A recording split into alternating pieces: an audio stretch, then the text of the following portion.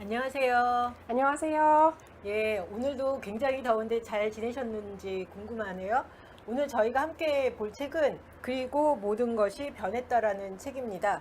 저자는 아니타 무르잔이라는 인도 여성이고요. 원래 제목은 Dying to be me라는 제목을 갖고 있어요. 그래서 저희가 오늘 이 책을 쭉 한번 같이 보면서 이야기를 나누어 보려고 하는데 이 아니타 무르자니가 그 인도 사람입니다. 인도 사람이고 아주 독특한 배경을 갖고 있습니다. 싱가포르에서 태어났는데 홍콩에서 자라고 홍콩에 있는 영국인 학교에서 공부를 합니다.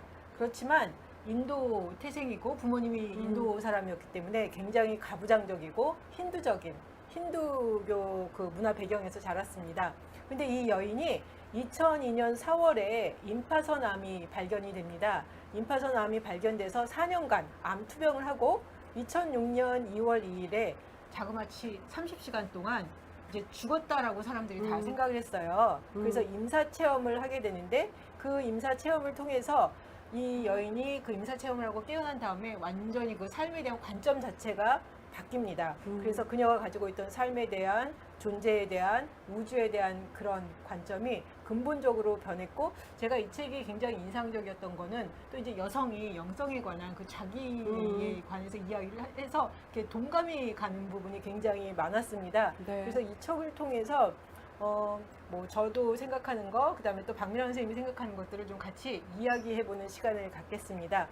이 책이 지금 3부로 나누어져 있는데요. 1부 제목이 보면은 세상에서 길을 잃다라는 네. 제목을 갖고 있습니다.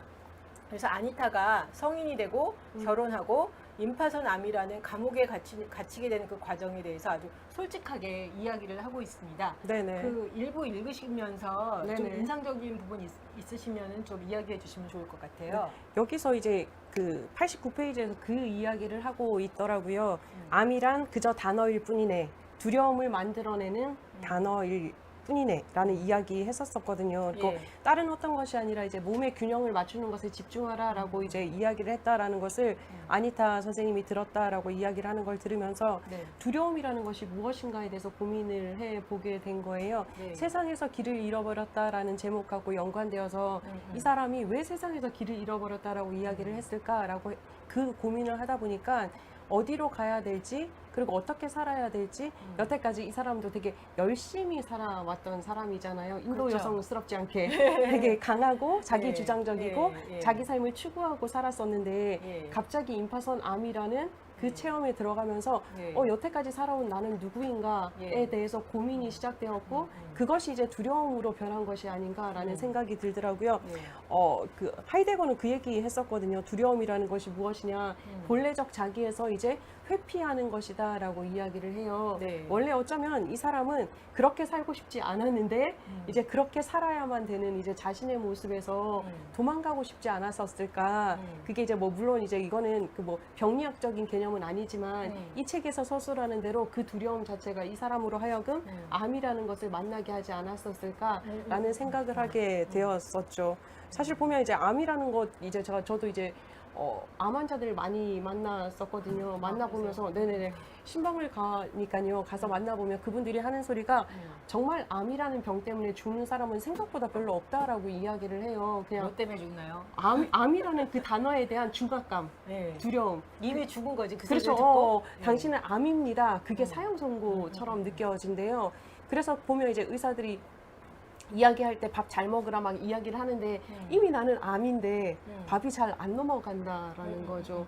그래서 죽는다라는 얘기를 참 많이 들었었거든요. 네. 두려움이 어쩌면 내 몸을 변하게 하고 내 몸을 죽게도 만들 수 있지 않는가 그런 생각을 하게 됐죠. 이 책을 보면서. 생각이 사람의 그 마음과 몸을 지배하는 것 같아요. 그렇죠. 참 고민되는 게 우리가 예전에 있었던 광고 중에 그거 있었잖아요. 생각대로 살아갈 것인가, 사는 대로 생각할 것인가. 둘 다 맞거든요, 사실. 그죠? 이게 뭐냐면 되게 우리가 이분법적인 사고에 대해서 되게 길들여져 있잖아요. 예. 흑이냐, 백이냐, 참이냐, 거짓이냐에 대해서 우리는 판별하도록 이제 훈련이 되어 왔는데 그러다 보니까 생각하는 대로 사느냐, 사는 대로 생각하느냐에 대해서도 자꾸 생각하라고 하잖아요. 그렇죠. 둘 다 똑같은데. 예. 네, 생각을 많이 하다 보면 머리만 드립다 아파요. 맞아요. 드립도 아프죠. 네, 머리만 드립다 아프고 네. 그리고 이제 이 여인이 그런 이야기를 해요.